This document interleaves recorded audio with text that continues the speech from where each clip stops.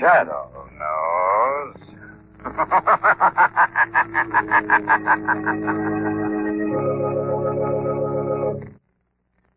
Once again, we bring you the thrilling adventures of the Shadow, the hard and relentless fight of one man against the forces of evil. These dramatizations are designed to demonstrate forcibly to old and young alike that crime does not pay. Last year, in 1948, the American people ordered nearly 3 million care packages to be delivered to needy people overseas. Perhaps you were one of those who sent care packages. At any rate, we all know the tremendous need for food and clothing that still exists in war-torn countries. And that means right now, a child or a family overseas needs your help. CARE provides the maximum amount of food for the cost in its 23-pound food package, and delivery is guaranteed. Total cost of CARE food or clothing textile package is $10. You may send your order to Non-Profit Care, 50 Broad Street, New York City, New York. And now, The Shadow.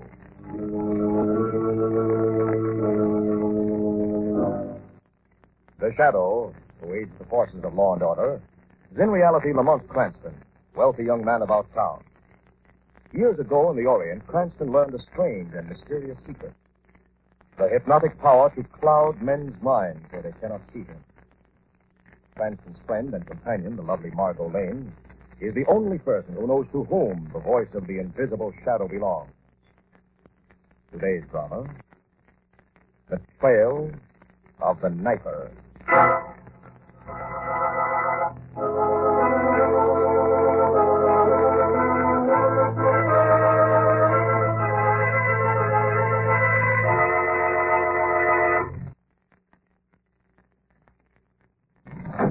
What was that? Who's there? Who is it?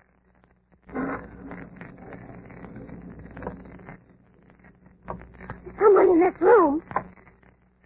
Why don't you answer me? Who are you? Why don't you turn on the light, Miss Millicent, and see? Are you so surprised to see me? Didn't you know the knifer was keeping the blade sharp? Razor sharp? For you, Miss Millicent? No! Oh, no! Knifer, have mercy. The day may come when you yourself need mercy. Perhaps, Miss Millicent, but never from you. Okay.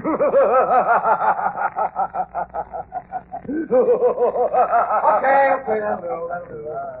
Just a couple of suggestions, and the cast can break for the day. Go a little easy on the laugh, Mr. Trevelyan. As you say, Kirk. And you can make more of that last scream, Miss Lexington. Thank you, Mr. Kirk. You were a little late with that thunder cue, you know, Clarity. Yeah, I guess I must have been wool gathering. Okay. You and Miss Lexington are dismissed now, Mr. Trevelyan. Thank you. The crew stands by for a light rehearsal. And remember, tomorrow night we open.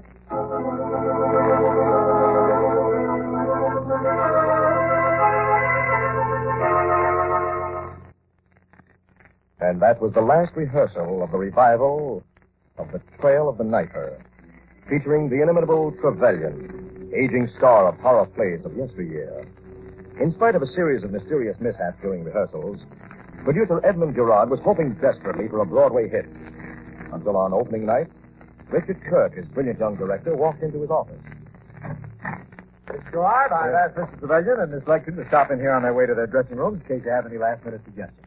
Oh, well, thanks, Kirk. Well, what'd you think of the dress rehearsal yesterday? It was all right. All right. I thought it was great. I'm sorry, Kirk. It was great. As a director, you've done a magnificent job in the face of all the bad luck we've hit with this production. Well, it'll be okay now. Kirk, I don't think so. Okay, even if you don't. Opening night is no time to be depressed. Boy, I know this will startle you, but I'm seriously thinking of calling off the whole production. What? I've got a feeling. A feeling that we'll regret it to the end of our days if we don't. Nonsense. Look, I've sweated blood over this deal, and we're going through with it. What in the world's gotten into you? Look, lad, last week at an auction, I bought the original copy of this play of ours, The Trail of the Knifer. Yes? Well, I haven't had time to glance at it, as you can well imagine. But last night, I took time and Well, I found this handwritten note attached to the title page. Well, who wrote it? The author himself, obviously. Warning. It is my regrettable duty to inform all future producers that this play is a highly dangerous vehicle. Improbable as it may seem, the leading character is likely to come to life and create havoc with a weapon that has nothing to do with the harmless make-believe of the kid. What in the world does this mean? I don't know. And I don't like to guess. Well, you're surely not going to let it upset you. It already has. I don't know why, but it fills me with a sense of terror, Kurt. Unaccountable and uncontrollable terror. Who is that? A member of the cast, probably. Oh, Miss Lecton wants to come in. Thank you, Mr. Kirk. Mr. Kirk thought you might have some suggestions to make about my performance, Mrs. Durand. Why, no. No, I don't have. I think your work is excellent. However, Well, Miss Lecton, I'm considering the possibility of canceling the Tale of the Night. Mr. Durand. Well, you're not canceling it. What about the backers' money? The backers will understand. They know me as a dependable man. We're going on with this play, Gerard, and that's all there is to it. There have been some mishaps, okay, so there have, but we beat them all. And now, by Jupiter, we're going to finish the job and get all the fame and glory we can out of it. Bravo, Kirk. That's about the first intelligent remark I've heard from your ruby lips since this little opus got underway. Thanks for the insult. I thought perhaps our producer here might get cold feet. Surprised he hasn't gotten them long ago, what with one thing and another. But I have a taste for the part I'm playing, and short of a tornado hitting the theater, I intend to execute it before an audience of my peers. Now, see here, Mr. Gerard thinks we should. Shut up, you impertinent squirt. Trevelyan, is that the courtesy of the theater? This young female is as out of place in the theater as I would be in a broad jump meet. Now, just a minute. I happen to know a little something about your business. A very little something, Mr. Gerard. A very little something indeed. If you think that a man of my talent and integrity would give up this magnificent opportunity because of a few trifling setbacks. A happy opening to you, Mr. Gerard and Mr. Kirk. And I will see you on stage, Miss Layton. I'm very sorry, Miss Lecton. That's quite all right. Where are you going, dear? To my dressing room. Don't let that old egotist upset you, Miss Lecton. I'll try not to. How do you like that vicious old ham? I'm not sure he's vicious, Kirk. Even an old-timer like Trevelyan can get upset with the sort of trouble we've had. Oh, nuts. Just don't show him that note you found. I'd never do anything quite so foolish. Where is it, by the way? Oh, I've got it right here in my pocket. Just a moment. Yes, Flaherty, what is it? There's a Miss Lane here to see Mr. Gerard. Huh? Says he asked her and Mr. Cranston to come backstage. Oh, yes, Flaherty. Send her in. Okay. Am I late, Mr. Gerard? No, not at all. Oh, you know our director, Miss Kirk, don't you, Miss Lane? Yes, of course. Nice to see you again, Miss Lane. So where's Cranston? Well, he phoned and said he'd be the same, but he'll be along in a few minutes. He is coming. He wouldn't miss it for the world. Lamont thinks an opening night is about the most exciting thing. What's that? Trevelyan. Well, what's it all about? Fight. I told him to take it easy on that laugh during rehearsals, and now he's sore. I'll go on up to the dressing room and talk to him. Right. See you, Miss Lane.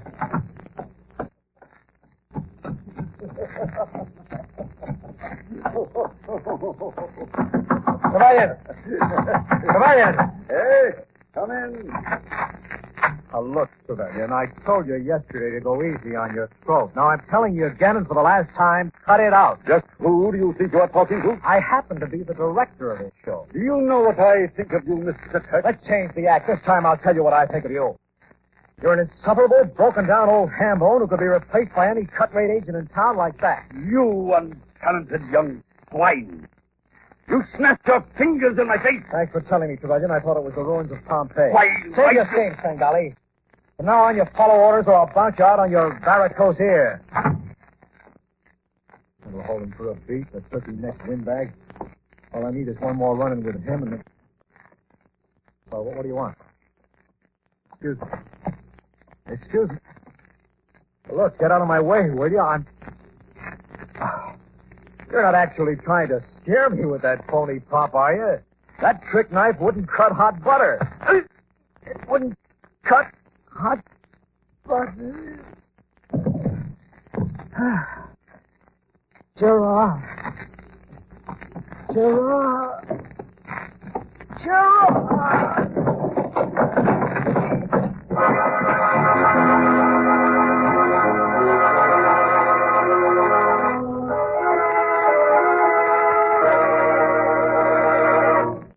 Is your watch right, Miss Lane? I think so, Mr. Gerard. It's 29 minutes after 8. Why, there should have been a standby signal on the curtain 10 minutes ago. Who's supposed to get it? Kurt, our director. The gentleman who went up to the Legend dressing room. He's been gone a long time. You don't suppose it's just his mind. Could it? I think I'd better... Chris! Easy, Margaret. Close the door, Gerard. Why, it's Kurt. The electrician found him at the bottom of the stairs to the dressing room chair. He's hurt. He's dead, Gerard. No. He's been knifed. Knife? Yes, with a broad, flat, double-edged blade. A weapon that has nothing to do with the harmless make-believe of it. The note. Hey, it was in his pocket. What note? It was the warning I found attached to the original manuscript of this play. No, it's gone. Where is it? Well, probably put it for a souvenir. Then it started. It's really happening. What is? I'll explain to you later. But we've got to be careful. The theater's beginning to fill up. This could cause a panic. I know. I've already warned the electrician not to tell the soul. When did you last see this man alive? Only a few minutes ago. Right here in the office. He left for up to Trevelyan's station. For what? Trevelyan was rehearsing a laugh, ruining his throat, and Kirk was very angry. Where is Trevelyan's station? One flight up. Third door from the head of the stairs. Thanks. Come along, Marco. Feel safer having you with me. Gerard. Yes.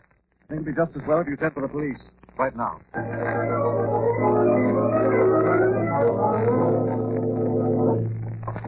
This is it, Lamar. Third from the head of the stairs. Trevelyan! Trevelyan! Yes, Trevelyan? Me? No, I'm Faraday, the stage manager. And who, may I ask, gave you the permission to go crashing around backstage? Mr. Gerard did. If you've no objections. Any more questions? No, sir. Then I'll ask a few. What are you doing in this dressing room? I just came up to check Trevelyan's prop. Prop? Yes, sir. The pipe he smokes in the first act, the knife he uses for the murder. Knife he uses? It's a medicine. Hurt has, sir, if you'd be interested. I would be. Had to be pretty careful designing that thing. Trevelyan's a very realistic actor, and when he stabs... How did this knife get up here?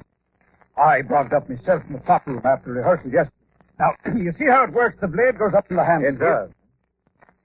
Yes, sir. Look again. What do you mean? I mean, this is the real article. Slaughter a buffalo with a weapon like this.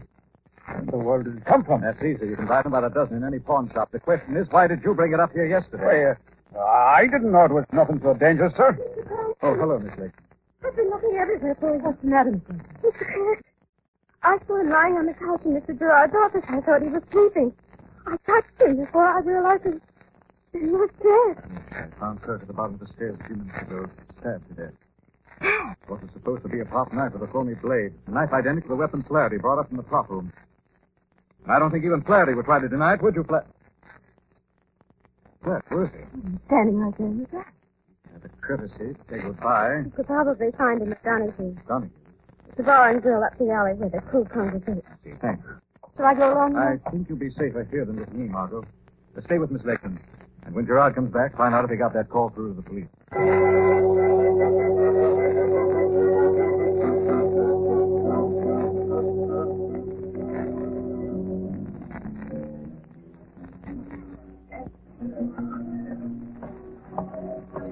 Going to get the idea I'm following you around, Flaherty.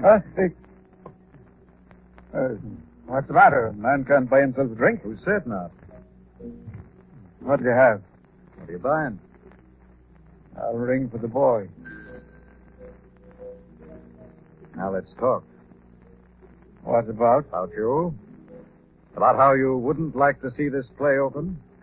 About how you're a superstitious man by nature and figure this production has been jinxed from the start. Is that so? Don't you think murder's a pretty drastic way of closing a show, Flaherty? You got any more questions? Yes. Where did you buy those knives? Now, look here, Well, I'll tell you. There's a young guy named Harmon with no hair and only one eye. What's his last name? Ah, that'll be telling. Now, this Harmon, you see, is a strictly tough egg. He's a mean Harmon is. For a fin, he'd break a bottle over the back of your head as fast as he'd look at you. Yes, where's he now? Oh, Harmon? Yes. He's standing right behind you with an empty fist in his mitten. If you budge a muscle, you're done. What are you talking about? Just what I said. I do.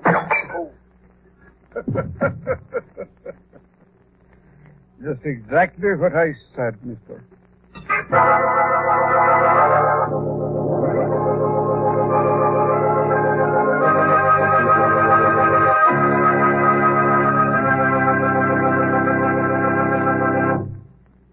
We'll return to the shadow in just a minute. We Americans have a healthy attitude about our government. We are never satisfied with it. Our best minds spend a lot of time figuring out how to improve our democracy, how to strengthen it. And lately, a lot of these smart people agree that we've been overlooking one mighty important fact. And that is that, like charity, democracy begins at home. Think about that a minute and you'll see the wisdom of it. Who is the biggest influence in a child's formative years? His parents. Where does he get his training, ideas, values, his prejudices? From his parents. It's no exaggeration to say that the future of America is in the hands of you mothers and fathers. It's up to you parents to set an example, to teach good citizenship, to make democracy live right in the family. And here are just a few ways to do it. Think of your children as individuals and treat them that way. Respect their opinion. Give them responsibilities and duties within the family. Develop a team spirit. Let the children help make minor family decisions. That's the surest way to teach the democratic conception of the dignity of the individual. Freedom is everybody's job. Back now to the shadow.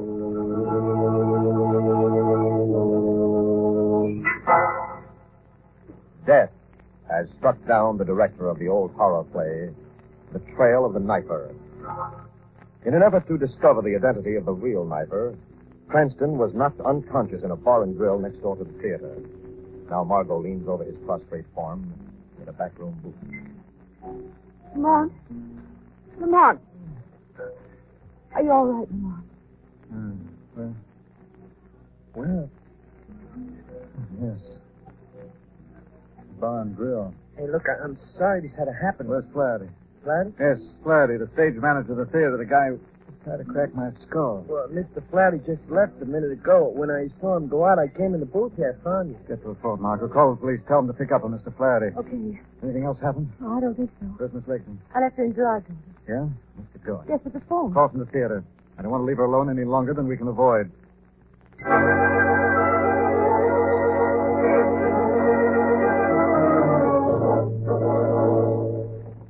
Lakeman. Lakeman. Yes, here I am. You're all right. Oh, am I glad to see you. What's happened now? The audience is getting completely out of hand. Mr. Gerard has gone out to try to pacify Is he them. going on with the show? He doesn't want to, but he says he will if we can find Mr. Trevelyan. Trevelyan, where is he? I don't know. He's completely disappeared. Vanished. Come on, Margot. Gerard's going to have a show. We better find a star. Lamont, what about Flaherty? Flaherty will be very well taken care of by the police when they get here, Margot, which should be in a very few minutes now. Miss Lakeman, Yes. do what you can to get the rest of the cast together while we locate Trevelyan. Mr. Gerard can't hold that audience out there forever.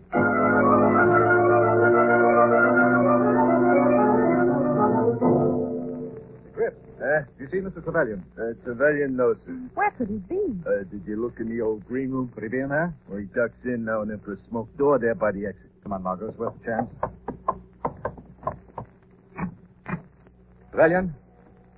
Trevelyan? There's nobody here. Excuse. We've covered the entire backstage. Oh, Lamont, look. What is it?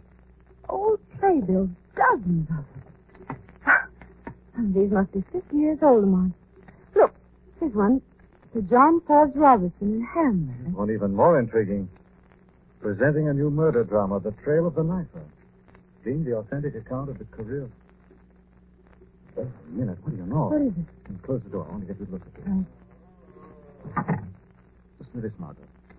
Being the authentic account of the career of the condemned murderer, Wilhelm Beinstadt, whose crimes terrorized this city in the past winter. That would be the winter of 1923, judging by the date. What does it mean? It means that this play was based on the real-life story of Wilhelm Beinstadt, a killer of bygone days. So? Look, my girl, murderers in general, and I see no reason to accept Mr. Beinstadt, show no particular desire to have their stories revealed to the general public. Hey, Mr. Krantz, Major. Yes. Well, there's somebody to see you out back. See me? Who is it? Flaherty. Flaherty? Why didn't he come himself instead of sending you? He couldn't come himself, Mr. Krantz. He's got a knife in his back and he's dying.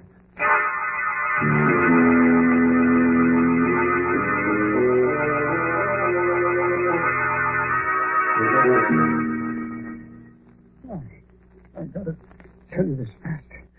Not much time. Go on, Faraday. What happened? He was following me up the alley, trying to make me go back to the theater. Who was following? Trevelyan.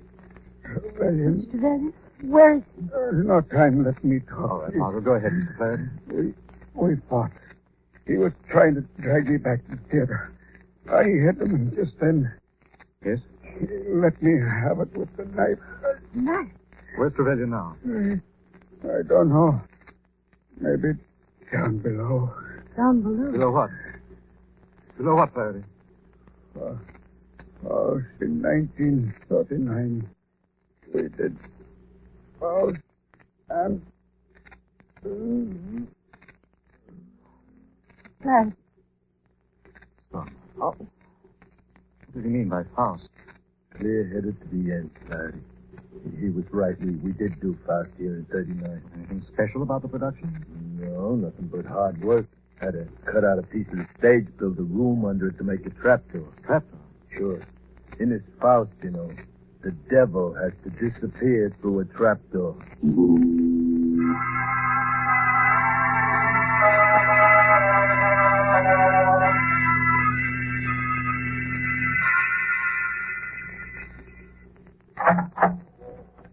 Who's that? Who's there? It's me, Mr. Trevelyan. Miss Lagson. What are you doing down here? We've been looking everywhere for you, Mr. Trevelyan.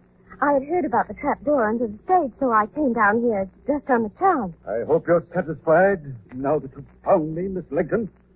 Oh, what's the matter? Did something happen to you? Nothing more than a little scuffle with that renegade, Flaherty. He struck me, the boar. Knocked me unconscious. But no matter. The play can go on very well without a stage manager. Listen.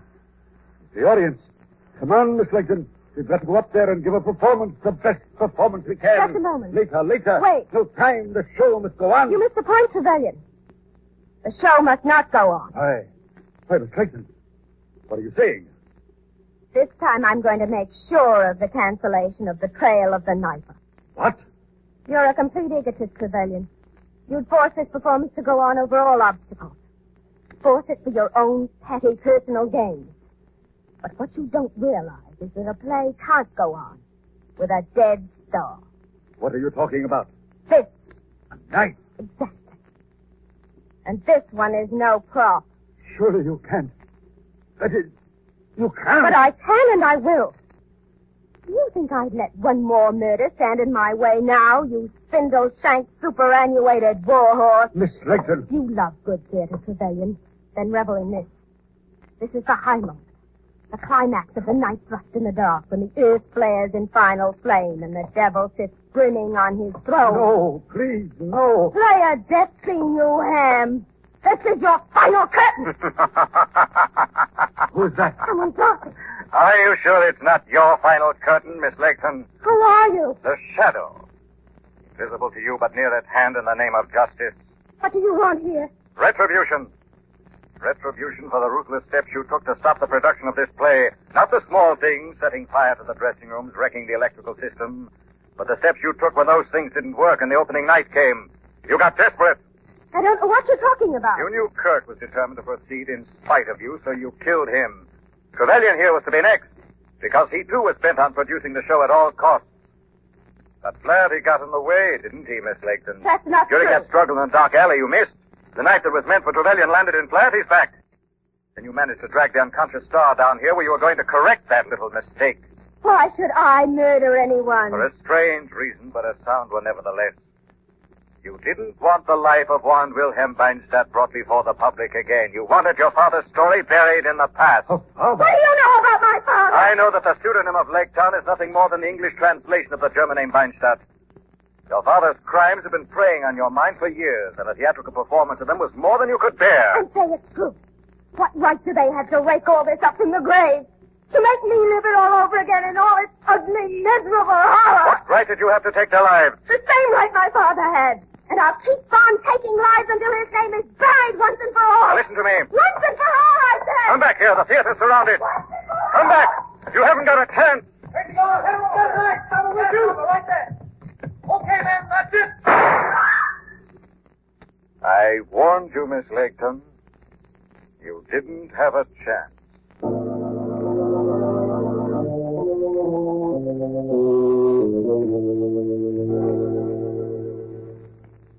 So it was Miss Legton all along who was trying to stop the production. Miss Feinstadt, Margot. The infamous daughter of an infamous murderer. Miss Feinstadt found she couldn't stop the production with a series of accidents. She got desperate, is that it? Exactly. Kirk and Trevelyan were determined to go on with the show, so in a crazy last-ditch effort, she killed Kirk and tried to murder Trevelyan. Poor Flaherty, of course, who actually didn't want the show to go on either, was killed for his trouble. Not exactly a successful opening. It's pretty terrifying, actually. Too bad about the audience. Well, they got their money back. But they came to see a play, and there wasn't any. Yes, there was, Margot. Not on the stage, but there was a drama. Powerful and tragic. Only like most real-life dramas, it was done without lights, without music, and without benefit of audience.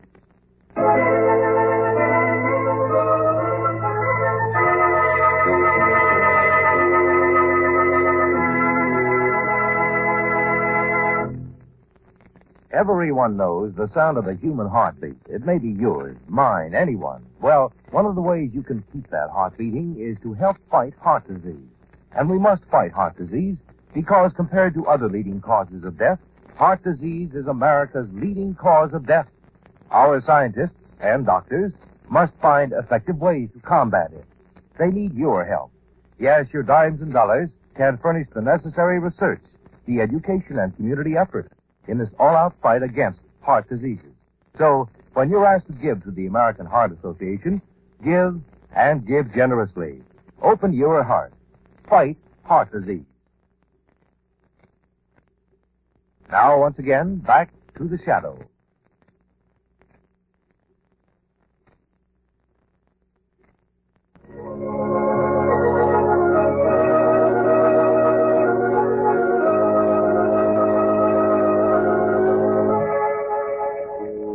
This story is copyrighted by Street and Smith Publications, Incorporated. All names and places are fictitious. Any similarity to persons living or dead is purely coincidental.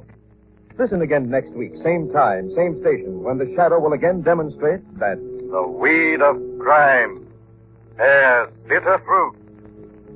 Crime does not pay. The shadow knows.